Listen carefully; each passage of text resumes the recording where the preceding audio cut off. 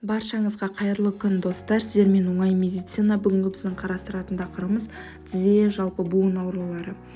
Жалпы тізе ауруы бұл ерте жастағы адамдарда да, егде жастағы адамдарда да кездеседі. Жалпы тізенің ауруы тек қана бір себеппен ғана ауырмайды, яғни оның алып келуші факторлары, жалпы олардың бірнеше жағдайларға себеп болады.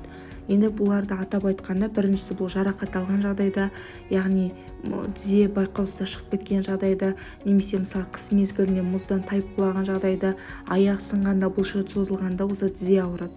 Егер де бұл уақытылы емделмеген жағдайда созылмалы ауруға ұласады. Сосын тізе буынындағы ішкі және сыртқы шеміршек ажыраған уақытта. Жалпы бұндай диагноз тек қана көбінесе осы спортпен айналысатындарда жиі кездеседі. Ал егер тізені бүккен уақытта сықырлап ауыратын болатын болса, онда адам организміне минералды заттар жетіспейді деген сөз. Сосын сіңір зақымдалған жағдайда, егер де мысалға құлап қалған жағдайда, немесе осы қатты жарақат алған жағдайда тізенің арты мен айналасы ауырады. Бұндай ауырған жағдай бұл жаңа тізенің сіңірінің зақымдалғанына белгі береді. Және де артроз бен артрит, осы тізе буынында ең жиі кездесетін патология. Бұл көбінесе 50 жастан асқан адамдарда осы ауру белең алады, яғни өте көп кездеседі. Бұл алдымен тізенің жұмысын тежеп тастайды, аяқтың буынның қақсып сырқырап ауруын алып келеді да, сосын бұның әсерінен жаңағы науқастарда жүріп тұру, жалпы қозғалу қиындыққа соғылады. Сосын тұз, яғни тұз байлану дейміз.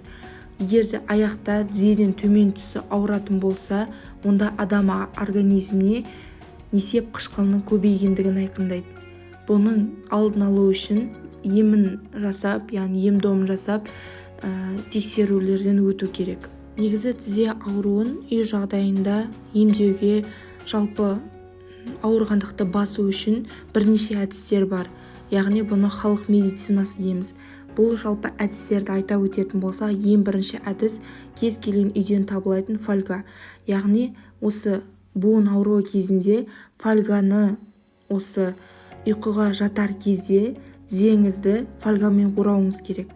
Сыртынан жылы орап, таңға дейін жатады.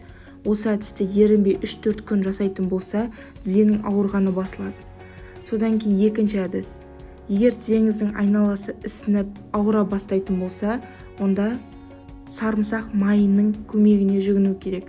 Ол үшін 300-400 грамм шамамен сарымсақты қабығынан тазартып, блендермен ұсақтап алады да, сосын бұдан шыққан үгіндіні, яғни ұнтақты 1 литрлік шыны банкеге салып, оның үстіне өсімдік майын құяды. Сосын ол ыдысты күн тимейтін жерге күнде осы 1-2 рет араластырып тұрады да, сосын шамамен 2 аптадан соң 4 қабатталған дәкемен сүзіп алу керек. Яғни осы мәрлімен сүзіп алады. Дайын болған сарымсақ майын тізенің айналасына осы сіңдіріп тұрып жағу керек. Сосын біркелкі етіп жағып болған соң сыртын пленкамен орап тастайды. Оның сыртына жылы орамал байлау керек. Емді түнгі уақытта жасайды да, таңғы уақытқа дейін жату керек. Бұл емді 1 рет жасағаннан ақ жалпы оң нәтижесін байқауға болады. Келесі үшінші әдіс 5 жұмыртқаны қайнатып, 1 ас қасық жылқы майын қосып 1 масса шығару. Күнде кешке буынға жағып қоятын болса, ісікті тез қайтаруға болады. Сосын бұның жасау уақыты 5 күн, яғни 5 күн қатарынан жасау керек, одан кейін жасамайды. 4-ші әдіс. Балықтың қабығын жұқалап ашып, буынға орап қою керек. Бұл әдіс жаңағы буынның негізгі осы шеміршектің кебуін, құрғауын алдын алу үшін осы балықтың қабығын жұқалап ашиды. 5-ші әдіс, бұл енді өзіміз білеміз, осы қойдың құйрық майы. Яғни қойдың құйрық майын сұйық қылып, буынның айналасына жағып, жылы жерге орап, осы жылы матамен орап қояды. Жалпы бұл айтылған осы әдістерді қолданып, яғни осы әдістердің біреуін қолдансаңыздар, буын ауруларын дер кезінде жазып, жалпы алдын алуға болады. Сондықтан да өздеріңіздің денсаулықтарыңызды аялап күтіп ұстауға кеңес беремін. Сіздермен бірге болған қиын тақырыпты оңай тілмен түсіндіретін оңай медицина. Барлықтарыңызға сәттілік. Соңына дейін қарағандарыңызға рахмет. Оқуда жемісті болыңыздар.